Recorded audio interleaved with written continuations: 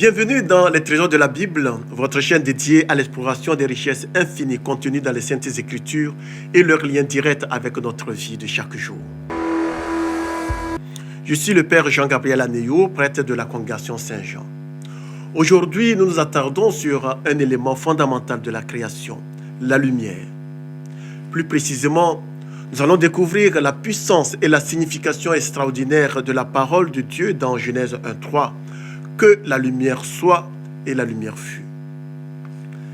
Dans la Bible, la lumière est souvent utilisée comme une métaphore pour représenter la bonté, la sainteté, la connaissance et la présence de Dieu.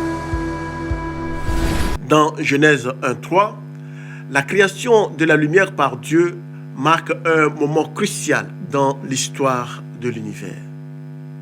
C'est la toute première parole et le tout premier élément matériel que Dieu crée. Avant cette parole, le monde était plongé dans les ténèbres et le chaos. Mais avec l'ordre de Dieu, la lumière a jailli, séparant le jour de la nuit et apportant vie sur terre. La lumière créée par Dieu n'est pas seulement une source d'éclairage physique, elle est également un symbole de la présence de Dieu dans le monde. La lumière représente la pureté, la sainteté et la victoire de Dieu sur les ténèbres et le mal.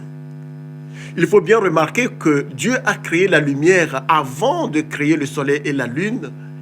Il ne faut donc pas confondre la lumière comme lumière et le soleil et la lune qui ne sont créés qu'au 4e jour et au verset 14 et qui ne sont comme des intermédiaires pour transmettre cette lumière créée par Dieu. La lumière est l'élément matériel le plus spirituel de notre monde physique. L'image de la lumière est utilisée à maintes reprises dans la Bible pour décrire Dieu et son action. On la retrouve par exemple dans le livre de l'Exode où une colonne de lumière guidait les Israélites dans le désert. Exode chapitre 13. Et dans la vision prophétique d'Ézéchiel et de Jean dans l'Apocalypse, où la lumière divine illumine la Nouvelle Jérusalem. Et surtout, Jésus dit plusieurs fois dans l'Évangile de Saint Jean, « Je suis la lumière du monde ».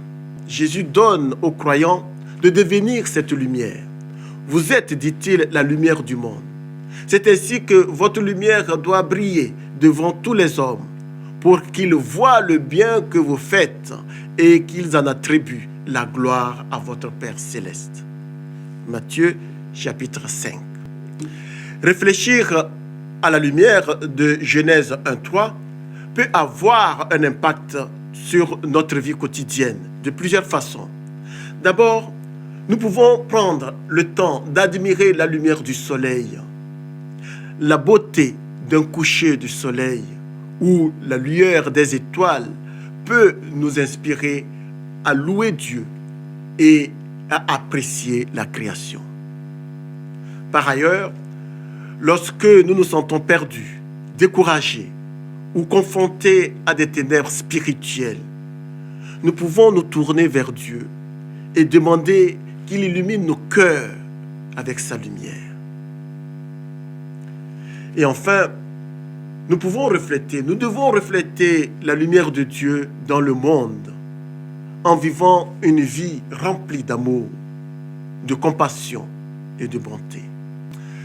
La lumière créée par Dieu dans le livre de la Genèse est bien plus qu'un simple phénomène physique. C'est une métaphore qui nous révèle la nature même de Dieu, sa puissance et son amour pour nous, les hommes.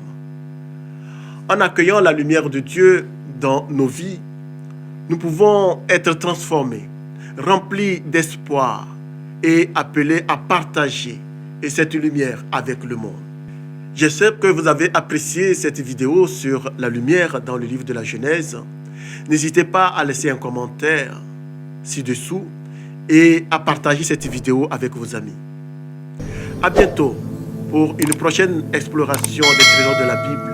Que Dieu vous bénisse et vous garde. Ciao.